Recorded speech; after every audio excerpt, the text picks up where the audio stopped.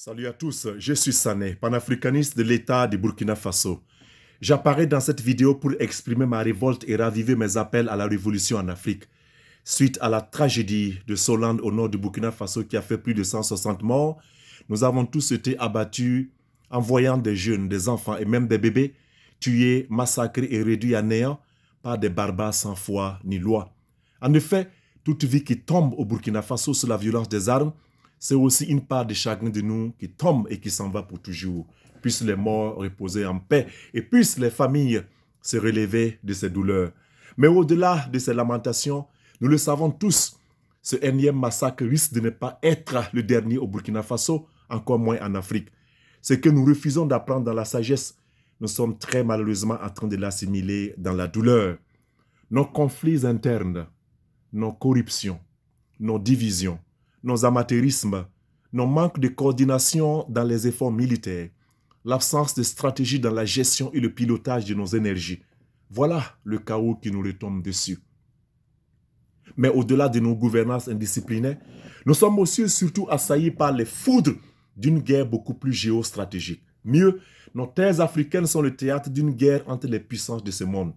La France et ses alliés historiques, dont les pays ralliés à la mission Barkhane d'une part, la Russie, la Chine, la Turquie et l'Iran d'autre part, sont dans une logique de compétition ouverte pour la recolonisation systématique de l'Afrique. Pour les uns, il s'agit de protéger une chasse gardée acquise depuis des siècles. Et pour les autres, il s'agit d'occuper des terres aux ressources innombrables. Nos pleurs et nos deuils n'ajoutent rien à ce qu'ils sont, mais ils nous rapprochent davantage de l'anéantissement total. Car nous sommes en guerre contre des êtres qui sont au-delà du bien et du mal. En réalité, nos pays africains ne sont importants qu'en matière de matières premières. Je ne suis pas un prophète. Je n'ai pas la prétention d'une vérité non discutable, mais je refuse le silence et la neutralité coupable. Car le monde ne sera pas détruit par ceux qui font le mal, mais par ceux qui les regardent sans rien faire, disait Einstein. La neutralité coupable, c'est une option dangereuse pour la dignité en Afrique. Plusieurs connaissent la vérité, mais manquent de courage pour la dire, l'assumer et l'appliquer. Notre Burkina Faso et l'Afrique souffrent plus du manque de courage, du silence, de la langue de bois, des politesses sans avenir et des diplomaties sans reconnaissance de nos leaders que des terroristes et de leurs alliés qui nous tuent. Jusqu'à quand nos leaders vont-ils continuer à garder le silence dans leurs négociations sans impliquer les masses populaires? Sont-ils corrompus jusqu'à la lie ou ont-ils peur pour leur propre vie? Foncièrement, moi, je crois à la puissance des peuples, à se mobiliser derrière leurs leaders lorsque les causes sont justes et justifiées. En réalité, rien n'arrête une révolution arrivée à maturité au cœur d'un continent fatigué d'être la risée de l'humanité depuis plus de 600 ans. Au-delà de nos frontières, de nombreuses voix se lèvent pour poser des questions fondamentales aux côtés des panafricanistes.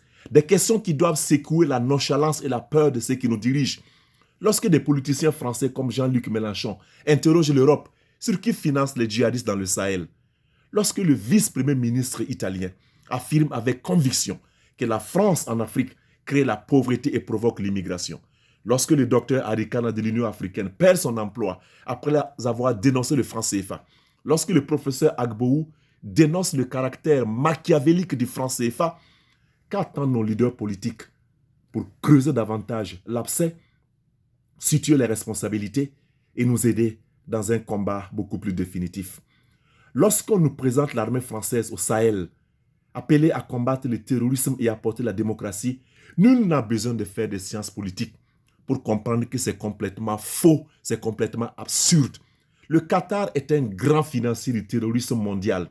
Et pourtant, il n'y a pas d'intervention militaire au Qatar. Voyez-vous, les meilleurs vendeurs d'armes au monde sont les mêmes qui siègent aux Nations Unies pour appeler à la paix. De qui se moque-t-on en réalité? Balkanisée et divisée pour offrir au monde des matières premières, l'Afrique n'a pas un rôle qui a changé depuis des siècles. Et pourtant, nous sommes les seuls à pouvoir secouer ce cocotier et remettre de l'ordre dans ce monde-là. Nous sommes capables de le faire. Au lieu de remettre notre sort à la communauté internationale, qui n'est en réalité qu'une communauté peuplée d'hypocrites, de gangsters, de bandits et de manipulateurs, ou d'attendre des vainqueurs de la Seconde Guerre mondiale qui siègent à l'ONU pour décider de notre sort, nous avons le devoir de nous libérer nous-mêmes. Si nos dirigeants refusent d'accompagner la révolution panafricaine, pour sûr et certain, ils seront emportés au lendemain de la victoire des peuples et les alliés colonialistes avec. En vérité, l'avenir du monde appartient aussi et surtout à l'Afrique, à condition que nous sachions remettre et affirmer notre volonté de puissance dans le monde en imposant le respect sur nos terres. Moi, je refuse de croire que nos forces armées n'ont pas de courage ou que nos populations manquent de dignité. Je refuse de croire que la sagesse ancestrale a déserté nos bois sacrés ou que les prêtres, les imams ou les pasteurs n'ont pas prié assez. Je refuse de croire que le Burkindilim a quitté nos veines. Je refuse de croire que les terroristes soient seulement des hommes armés non identifiés. Je refuse de croire que personne ne connaît l'origine de leurs armes. Je refuse de concevoir que nos stratèges militaires ne savent pas qui finance ces hommes-là. Je rejette avec la dernière énergie la thèse d'une ignorance sur leur mode opératoire. Lorsque nous le savons tous, ces personnes-là utilisent les mêmes plateformes que le commun des mortels. À qui profite ce sang qui coule sur nos terres? J'en suis sûr, j'en suis convaincu. Nous avons plus mal à notre génie créateur. Nous avons plus mal à notre intégrité qu'à une malédiction qui nous tombe du ciel. Les terroristes et leurs alliés sont en réalité en train de nous imprimer une réalité très cruelle. La bataille sera longue. Empressons-nous de la faire. Empressons-nous de la mener. Empressons-nous de transmettre à nos enfants cette bataille-là. Car personne ne doit arracher cette terre de nos ancêtres qui nous appartient. Oui, nous ne méritons pas ce qui nous arrive. Cependant, n'oublions pas que nous avons été la propriété exclusive d'un empire esclavagiste et impérialiste qui n'a jamais pensé son existence sans ses colonies. Et nous et nos descendants, nos terres, nos mines, nos histoires, notre passé, tout cela est inscrit dans un agenda. Mais je vous jure que nous sommes capables de secouer cet agenda-là afin de pouvoir dire à ces écrivains qu'ils doivent le réécrire. Parce que entre notre souveraineté existentielle et Dieu, il n'y a rien, il n'y a que des hommes intègres.